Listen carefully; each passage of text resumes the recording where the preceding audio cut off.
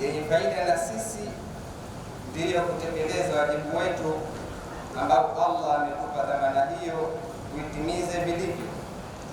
Tusomeni aya ya 61 na 62 za sura Al-Furqan.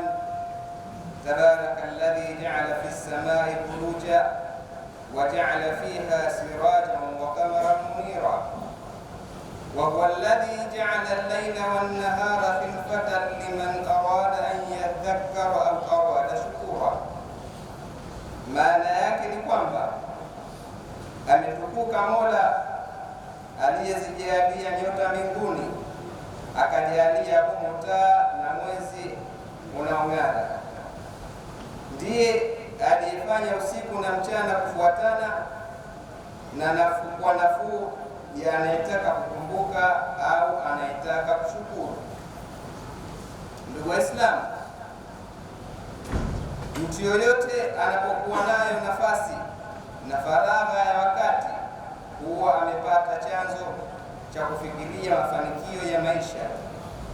Juu ya hivyo, tuko miongoni mwetu wale ambao tunauangamiza huo wakati wa faragha. Ni mambo ya kustaajabisha kuwaona baadhi ya wenzetu hawaitumii fursa walioipata ya kujishughulisha na mambo yenye manufaa. Badala yake wamependelea kuishi maisha ya kujinyima matunda ya kufanya kazi wakanufaika, kukaa kuzungumza maneno ya kidunia yasiyo muhimu, ima kwa kujijua au kutojua nini wanafanya. Wanapoteza muda au wanafanya ukatili wa nafsi zao. Inna lillahi wa inna ilayhi raji'un. Mtume Muhammad sallallahu alayhi wasallam ametwambia katika ile hadithi hasan aliyepokea Imam Abu Isa At-Tirmidhi kwamba hataondoka mtu yoyote siku ya Kiyama kuelekea peponi au motoni mpaka kwanza ahojiwe mambo manne. Kwanza, umri wake ametumia katika mambo gani?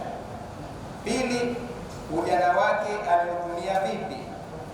Tatu, mali yake ameichuma kwa njia gani na ameitumia vipi?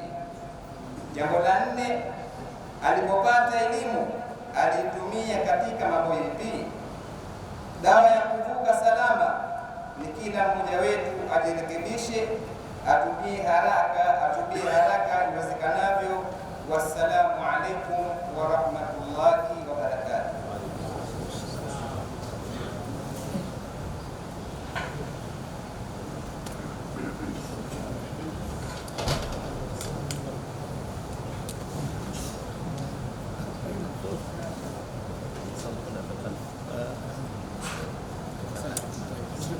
Inshallah.